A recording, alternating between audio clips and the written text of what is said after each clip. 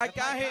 बोले चिंतामणि लोक सुखम सुरद्रुहु स्वर्ग संपदम प्रयक्षति गुरुर प्रीतो बैकुंठम योगी दुर्लभम। देखो चिंतामणि का ऐसा प्रभाव होता है, चिंतामणि के नीचे हाथ में लेकर के जैसा चिंतन करो वो वस्तु प्राप्त हो जाती है। और ऐसा ही प्रभाव कल्प वृक्ष का है। कल्प वृक्ष के नीचे भी अपन खड़े होकर के जो मांगे ना सो कल्प वृक्ष वो प्रदान कर देता है। चिंतामणि लोक सुखम सुरद्रुहु स्वर्ग संपदम, ये दोनों का ये प्रभाव है। स्वर्ग में रहने वाला कल्प वृक्ष और चिंता को दूर करने वाली चिंतामणि। लेकिन प्रयक्षति गुरुर प्रीतो, इन दोनों में कल्प वृक्ष में और चिंतामणि सब कुछ प्रदान कर दे। संसार की भौतिक वस्तुएं तो दे दे, लेकिन भगवान की भक्ति, भगवान का पद, भगवान का धाम दिलाने में इसमें भी सामर्थ्य न तो चिंतामणि में वो सामर्थ्य न ही कल्प वृक्ष में। और साहब एक बात और कहें, चिंतामणि और कल्प वृक्ष तो अपना अहित भी कर सकती है, अपना बुरा भी कर सकती है, पर कथा कभी भी किसी भी प्रकार से किसी का बुरा, अरे बोलो ना, नहीं करती है। कैसे?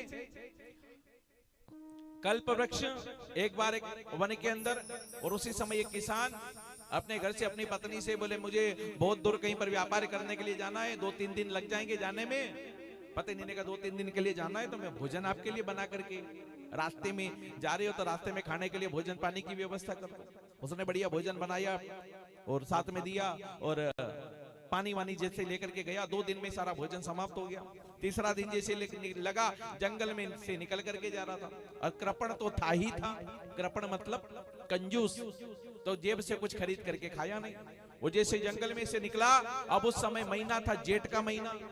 वो जेठ का महीना तो आपको पता ही जेठ की गर्मी कैसी होती है। ऊपर से देखो तो सूरज का प्रकाश, चिलचिलाती धूप, और नीचे देखो तो पूरी जमीन आहा धधकती हुई अंगारे के समान। अब वो तो निकल करके जा रहा था जंगल में से, जैसे निकल करके गया उसी समय एक बट वृक्ष, बड़ा सा पेड़ देखा। अब उसे तो लग रहा था कि जैसे कोई पीपल का कोई बटका ही वृक्ष हो, लेकिन वो था कल्प वृक्ष, और उसे पता नहीं। वो जैसे ही कल्प वृक्ष के नीचे गया उसी समय बढ़िया सुंदर हवा चली, हवा का झोंका आया। जैसे हवा का झोंका आया उसके शरीर से जैसे हवा का स्पर्श हुआ, उसने कहा हा हा कितनी सुंदर ठंडी ठंडी हवा चल रही, थोड़ी देर यहीं बैठ करके आराम कर लेना चाहिए। और वो वहीं पर बैठ गया। अब बैठे बैठे हवा अच्छी चलने लगी, नहीं तो नींद आने लग गई, और नींद आने लगी, झोंके आने लगे। अब जैसे ही झोंके आने लगे उसने कहा नींद भी आ रही लेकिन भूख भी बड़ी जोर की लगी है, कहीं खाने पीने की व्यवस्था हो जाती तो कहना ही क्या। तो जैसे ही कहा कि महाराज पीने के लिए पानी ठंडा मिल जाता तो बात ही कुछ और होती, गला तो सूख ही रहा है। तो उसी समय एक सुराही पानी की मटका भर करके तैयार तुरंत प्रकट हो गया। उसने इधर उधर देखा चौंकते हुए, तुरंत उस सुराही को उठाया, उसका पानी पिया। आहा बड़ा ठंडा पानी। उसने कहा पानी तो बड़ा ठंडा था, लेकिन कहीं खाने को भी थोड़ा मिल जाता तो पेट की गुड़गुड़ थोड़ी शांत हो जाती महाराज। आप जैसे भोजन का ध्यान किया, 56 भोग थाल में सज करके तैयार सामने प्रकट हो गई।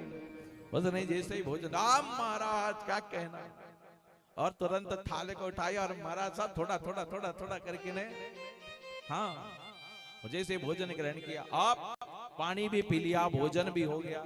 अब लगी नींद। अब नींद लगी तो जैसे ही झोंके लेने लगा, उसने सोचा कि थोड़ा डल्लब का गद्दा होता, बढ़िया मोटा वाला डबल बेड होता तो फिर तो कहना ही क्या। और जैसे ही ध्यान किया, वो तो कल्प वृक्ष है ना, इतना दिया तो नहीं कैसे देगा। तुरंत डल्लब का गद्दा बढ़िया चकाचक। अब उस गद्दे के ऊपर चढ़ करके बैठ गया। आहा तकिया लगाया और आंख बंद करके जैसे ही सोने लगा। सोते समय मन में विचार आया, अरे रामलाल तू ये क्या कर रहा है, जंगल में बैठा हुआ, ये डल्लब का गद्दा सारी व्यवस्था, लेकिन ये जंगल है और जंगल में शेर भी होता है, कहीं शेर नहीं आ जाए। अब वो तो कल्प वृक्ष इतना चिंतन करा तो मिला, शेर का चिंतन करेगा तो क्या नहीं मिलेगा। तुरंत सामने शेर प्रकट हो गया। उसने जैसे ही देखा फिर मन में विचार आया, अरे शेर कहां से आ गया, और आया तो आया कहीं मुझ पर झपट ना पड़े। और जैसे ही सोचा शेर झपटा, उसने कहा मुझे खा नहीं जाए, और शेर खा करके गोविंदाय नमो नमः। तो कहने का अभिप्राय क्या है कि कभी कभी चिंतामणि और कल्प वृक्ष भी अपना अहित भी कर सकते हैं, लेकिन चिंतामणि लोक सुखम सुरद्रुहु स्वर्ग संपदम प्रयक्षति गुरुर प्रीतो बैकुंठम योगी दुर्लभम। प्रयक्षति गुरुर प्रीतो, लेकिन जो गुरु जी की शरण में बैठ करके उस आनंद घन परमात्मा को जो अपना बना लेता है, जो उनकी भक्ति उनकी कथा को सुन लेता है और एक बार जो कथा का आश्रय ले लेता है, वो प्रभु का ही हो जाता है, वो भगवतमय हो जाता है। इतना इस कथा का प्रभाव होता है। कथा कभी किसी का बुरा कर ही नहीं सकती, कथा सबका मंगल ही मंगल करती है, कथा सबके ऊपर कृपा करने वाली है। ऐसी कथा माना।